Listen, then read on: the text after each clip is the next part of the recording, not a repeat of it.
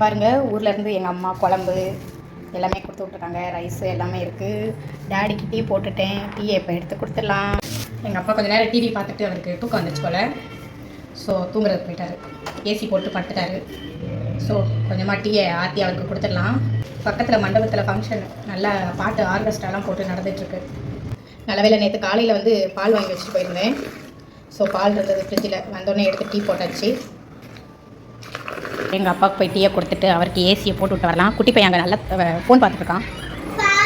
பால் வேணுமா உனக்கு? அப்பா அப்பா இந்த டீ குடிச்சு படுப்பா.